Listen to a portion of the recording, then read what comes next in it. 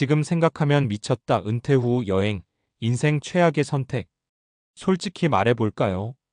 많은 사람들이 은퇴하면 제일 먼저 여행부터 가야지 라고 말합니다. 평생 일만 했으니까 이제는 나를 위해 시간을 쓰겠다고요. 퇴직금 들어오면 유럽 한 바퀴, 크루즈 여행, 제주도 한 달 살기. 듣기만 해도 근사하죠. 그런데 말입니다. 막상 그렇게 여행부터 시작한 사람들이 몇 년 지나 이렇게 말합니다. 지금 생각하면 미쳤어. 왜 그랬는지 모르겠어. 이건 단순히 돈이 아까워서가 아닙니다. 은퇴 후 삶이라는 긴 여정의 첫 단추를 잘못 끼운 겁니다. 오늘은 이 이야기를 좀 해보려 합니다. 은퇴 후 여행, 인생 최악의 선택이 될 수 있는 이유, 그리고 그 속에 숨어 있는 진짜 준비의 중요성을요. 1. 여행은 보상이 아니라 현실 도피가 될 수 있다. 어씨 62세는 35년 동안 회사에 다니다 정년퇴직했습니다. 이제 좀 쉬어야지 하는 마음으로 바로 유럽 여행을 예약했죠. 한 달 동안 스페인, 프랑스, 이탈리아를 도는 패키지. 퇴직금 일부를 쏟아부었습니다. 처음엔 좋았습니다.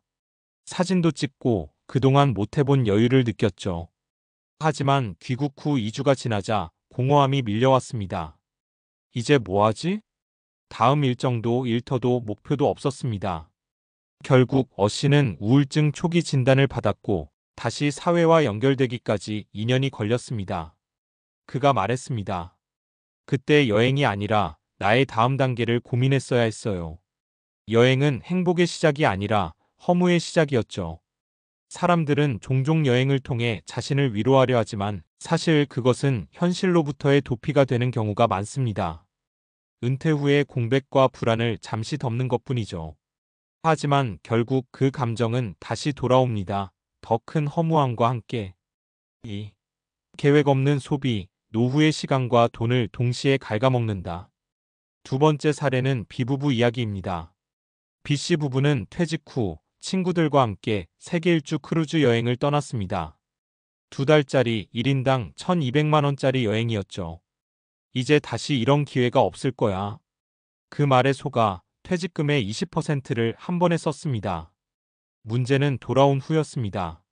집수리, 자녀 결혼 지원, 생활비. 매달 나가는 돈이 생각보다 많았던 겁니다. 게다가 건강이 안 좋아져 치료비도 늘어났습니다. 퇴직 3년 후 B씨는 이렇게 말했습니다.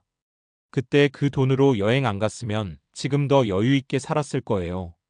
이 여행은 순간의 추억을 주지만 은퇴 후엔 지속 가능한 일상이 더 중요합니다. 퇴직 후 처음 몇 년은 소비를 조절해야 하는 시기입니다. 연금, 이자, 퇴직금 모든 자금 흐름을 점검하고 내가 이 돈으로 앞으로 몇 년을 버틸 수 있을까? 를 계산해야 합니다. 하지만 대부분의 사람들은 그건 나중에 생각하지 뭐하다가 노후 초반에 지출 폭발을 경험합니다. 3. 쉼보다 중요한 건 새로운 역할을 찾는 일이다. 마지막은 CC 이야기입니다. CC는 공기업에서 30년 넘게 일한 뒤 58세에 명예퇴직했습니다. 그는 곧바로 여행 대신 커뮤니티 봉사단을 찾았습니다. 주 2회 독거노인 돌봄, 아이들 공부 지도, 지역 행사 지원 등을 하며 자신의 시간을 일정하게 유지했죠.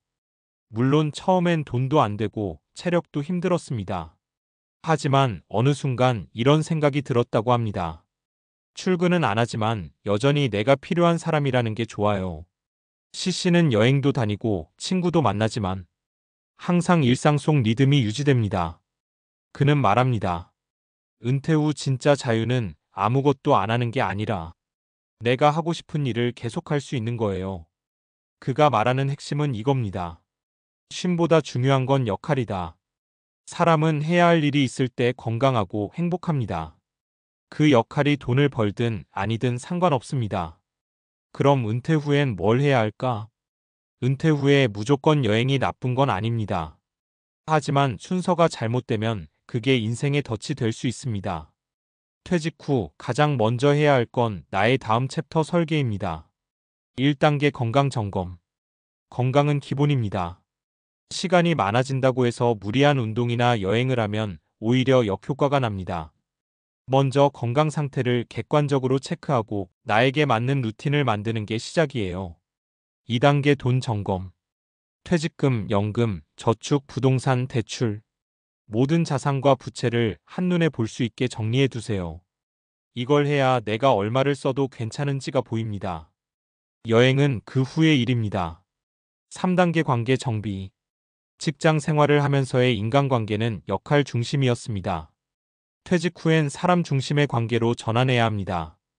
동호회, 자원봉사, 지역 모임 등 소속감이 중요합니다. 4단계 자기 역할 찾기. 나는 이제 뭘 하며 살지?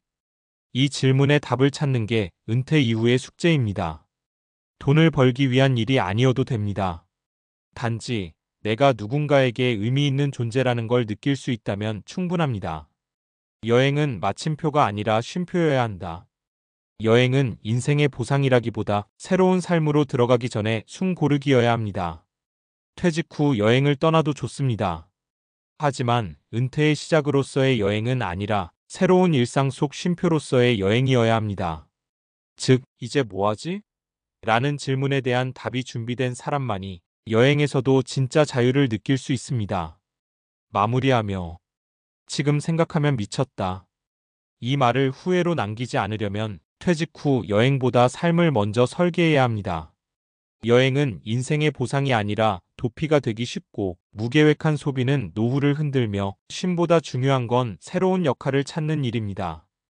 은퇴는 끝이 아니라 또 다른 삶의 시작점입니다. 그 시작을 여행으로 채우기보다 내일의 나를 설계하는 시간으로 채워보세요.